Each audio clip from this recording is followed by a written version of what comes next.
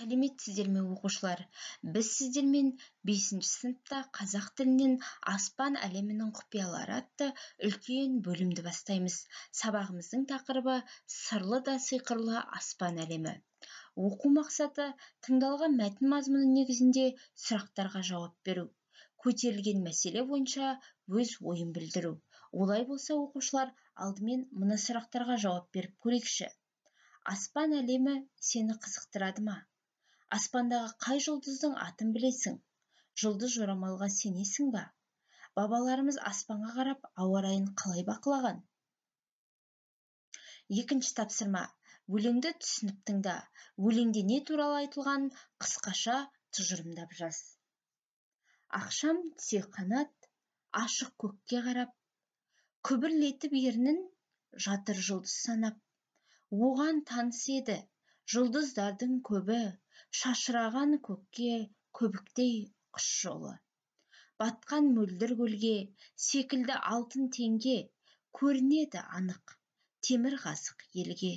Білмепті бұл бұрын, байқалды тек бүгін, жұлдыз санау деген жұмыс екен қиын. Келесі 3-ші тапсырма. Өлең жолдарындағы зат есім мен сын есімдерді кестеге салып жаз. Алдыңғы тоқсанда оқушылар сіздермен зат есім, сын есімдермен танысқан болатынбыз.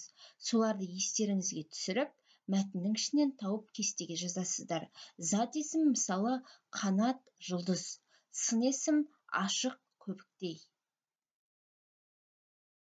4-ші тапсырма. Мәтінді түсініп тыңдап, мәтінде кездесетін зат есімдер мен сын есімдерді дәптеріңе жазып ал.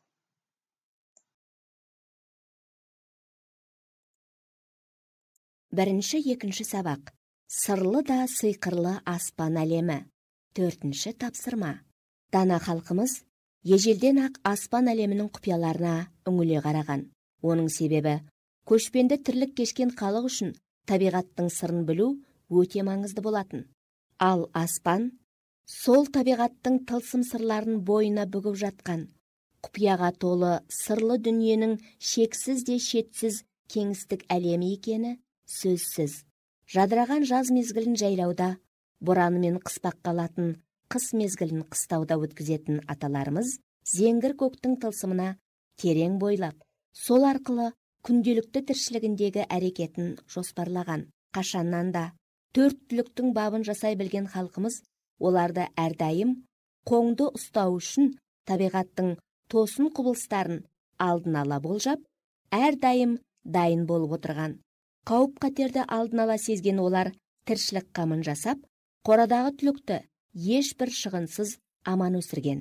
Ешқандай обсерваториясыз, ешқандай техникалық құралдарсыз-ақ көктің тілін түсінген қазақтың қабілеті еріксіз таңғалдырады. Табиғат жайлы білім жинақтала келіп, тұтас бір ұлттың дүниетанымына айналады.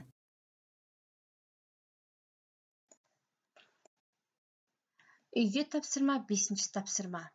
4-ші тапсырмада тыңдалған мәтіннен түсінігіңді өз сөзіңмен жаз.